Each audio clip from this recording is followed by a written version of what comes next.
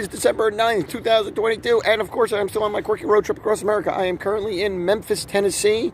I'm a few blocks away from a hotel, I forget, Peabody, nothing particularly exciting. Apparently there's been a history of little birds or chicks or ducks from the outside on the roof, evidently take the elevator, go down the elevator, walk into the main lobby, and then take a swim in the fountain. It's not particularly exciting, but quite frankly, I'm struggling for stuff to do here in Memphis. So I'm on my way to do that. I was at a number of clubs last night. I don't drink or smoke, do drugs or anything, but the music was good.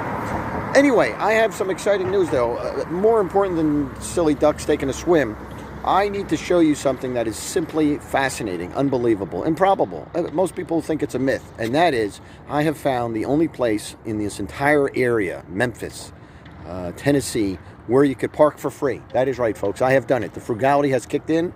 The master of being a cheap bastard, here I am. It took forever. I probably spent $900 in gas to find it, but let me show you. Here it is. There it is.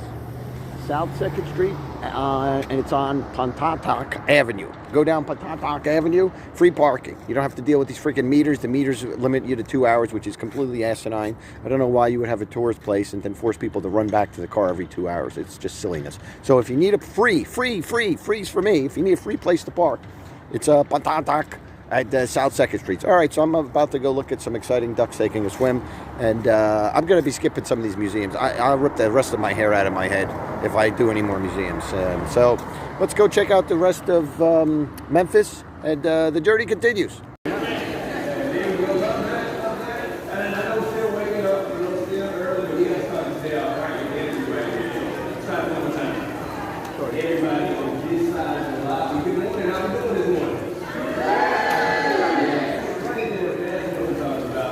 Everyone on this side of the lobby, good morning. How are you all? I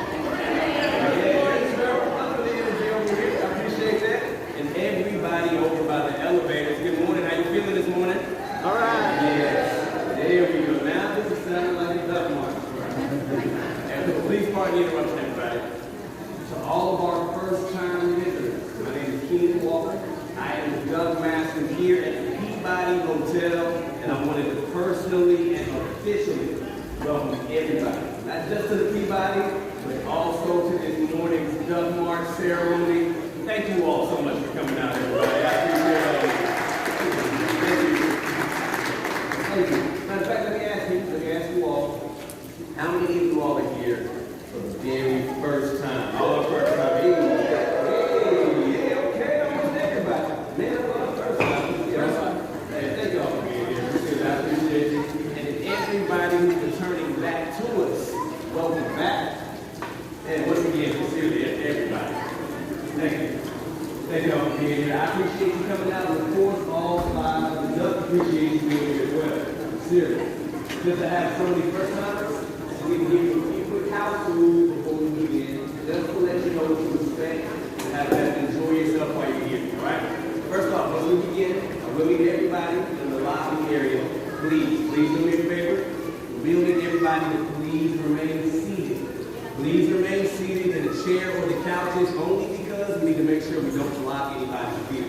However, if you prefer standing, standing's fine anywhere behind those stanchions on either side of the hallway. Standing's fine anywhere behind the couches on either side of the lobby. And of course, standing's fine anywhere up on the mezzanine level. You see those good people. What's up, mezzanine? Good morning, you all. Thank y'all for being here. I appreciate you all. I'm doing okay on this side. Good morning to you. Hey, good to see you all. Thank y'all for being here. I appreciate it. Right now, as far as photography and video, please take all the photos that you like. Take as much video as you like to. That's all 100% fine. Only thing that I do ask is that once I have the ducks inside the lobby fountain, please don't run toward them with flash photography on. Please don't attempt to reach in and touch or pet them or feed them anything. Alright? I will take care of feeding the ducks, but outside of that, you all can feel free to crowd around this fountain, take all the photos and videos of the ducks you like. Alright? And one more reminder, we're willing everybody to leave and find a seat. You can't allow anybody to stand in the lobby area. These locker room people behind you. You can stand anywhere on the outskirts of the lobby or the mezzanine. Right? I appreciate it. And right now it is officially time to unroll the red carpet for the Duck March, and that is where these 4 young people come in. Now tell everybody, what's your name? This is Iowa. Lucas, this is Lucas. This is Maddie. This is Rick. Right? And this is Riker. These 4 young people are today's red carpet team. Let's give it up one time for the red carpet.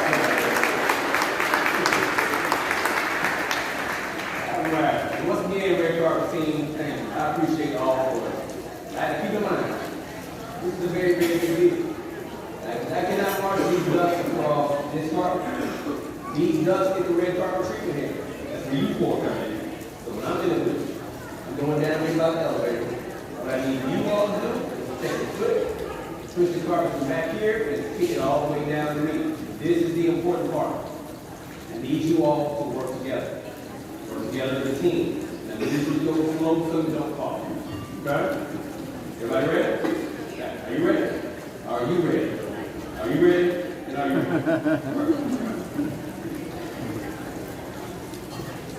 Still ready? You still ready? Alright. Make sure everybody's on the board. I got a good feeling about this team. What about you all? You got a good feeling about this team? Alright, red carpet team. Here you go. I'm just going to roll if you need. I count 3. Here you go. 1, 2, and 3. Kick it. There you go. Let's share one. Share one. You know what? Here. Right on the corner of Main and Monroe. It opened on September 1st, 1869. Now it remained in that original location until September 1st, 1925. Now that's when the doors to this beautiful expansion building opened right here. In the same location where we're all standing and sitting for the cost of $5 million and 2 years construction. But don't think that's the entire history of the Peabody Hotel. Not even close. So everybody here in the lobby area, whenever you all get a chance, make sure you take a trip up to the mezzanine level and visit our memorabilia room. Now inside of that memorabilia room, you're going to find a collection of pictures and items and memos from the last 2 decades, including one of my favorite pieces of information, which is a framed letter. It was a letter from the general manager at that time, a man by the name of Harry Bell. A letter from him to the executive chef of Chez Philippe, our French restaurant, who was in the process of updating his menu. And basically, that letter says that even though you serve French cuisine inside of your restaurant, one thing that better not be on any menu inside of the Peabody Hotel is duck. Now keep in mind that the combination between ducks and the Peabody goes back a long time, a very long time. Matter of fact, it goes all the way back to 1933 when the general manager at that time, a man by the name of Frank Shutt, he and a good friend of his named Sheriff Barwell, these 2 gentlemen decided to go on a duck hunt over in Arkansas in the middle of winter along the icy cold waters of the Mississippi River. Now, like I mentioned, it was wintertime. So these 2 men knew they were going to need to try to find a creative way to stay warm while they were out there.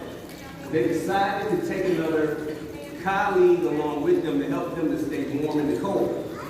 A colleague by the name of Jack Daniels. Now,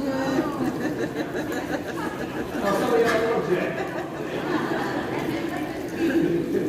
Otherwise known as fine Tennessee sipping whiskey. Now, these 2 men knew they were going to need some liquid encouragement to stay warm while they were out there. But as the days went on, these 2 gentlemen had maybe just a bit too much encouragement. They decided that as a practical joke,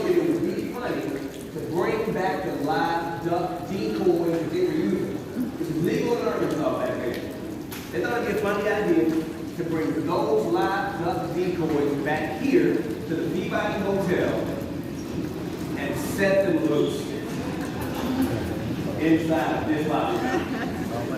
But that is exactly what they did. They laughed it off and they went back to their rooms for the evening. Well, upon waking up that next morning, Frank Shutt was a little bit alarmed.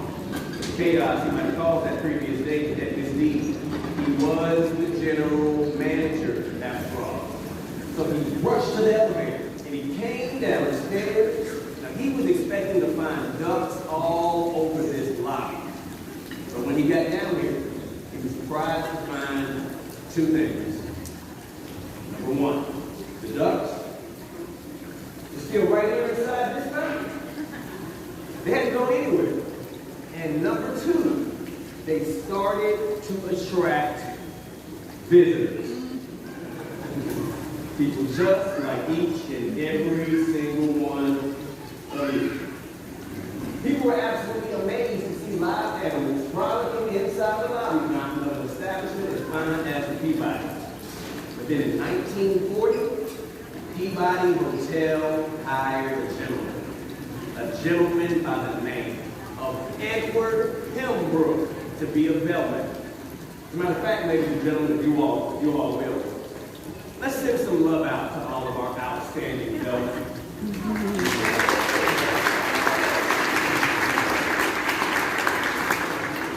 Thank you.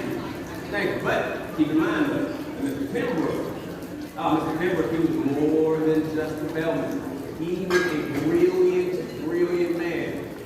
Just so happened that earlier in his life, Mr. Edward Pembroke at one time had been a trainer for the Ringling Brothers and Barnum and Bailey Circus.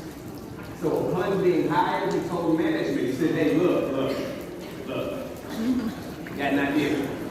If you let me, I will take a group of North American mallard ducks, one male and four females, instead of those three English tall ducks who just have moving around in the fountain down there. He said, I'll train them. I'll train those ducks myself. I will first train the ducks to sleep upstairs on the rooftop inside of a duck house. Then I will train the ducks to march from the duck palace across the rooftop to the door.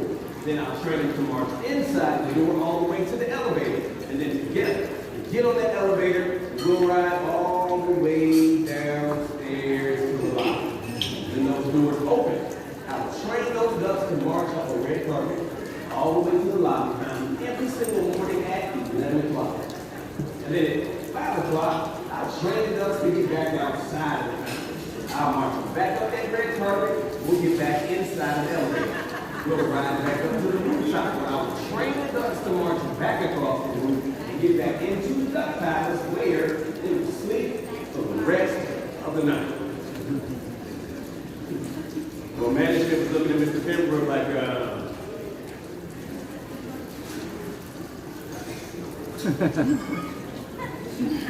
okay. You think you can actually train those ducks to do all of that? Let's try it out. Let's see how you pull that off. Let's see how you make that happen. Mr. Pembroke marched the ducks here at the Peabody Hotel for the next 51 years. Thank you. That's right, 51 years he marched ducks here at the Peabody. And in doing so, he became a goodwill ambassador for the Peabody Hotel in the entire city of Memphis.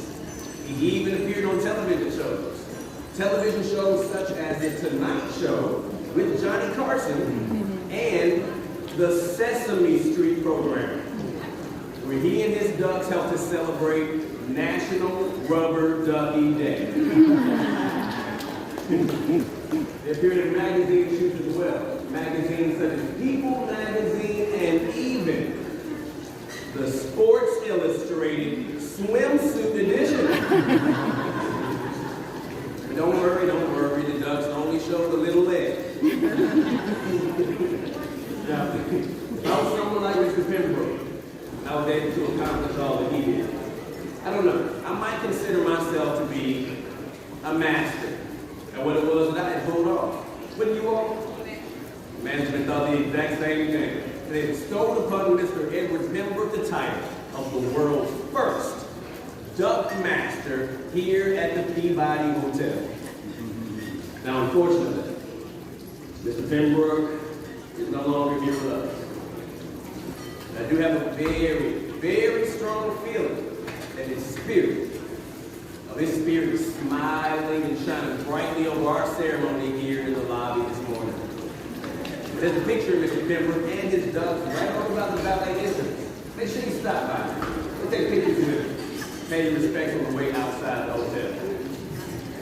Now, that was the history of the Peabody Hotel and the legend about Duck March staying with.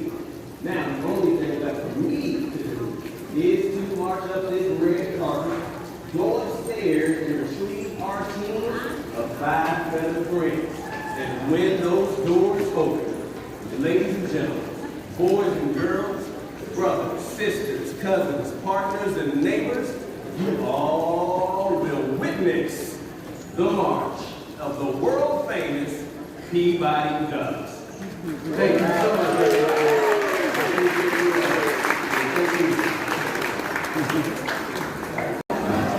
Everybody on the steps? Everybody on the steps? There we go. There's 1, 2, 3, 4, and 5. Great job, buddy.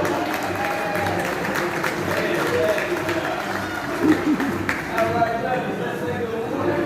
Let's say good morning to everybody who's coming out to see all the boys and girls over by the red carpet and all of our partners and friends. Say good morning, W.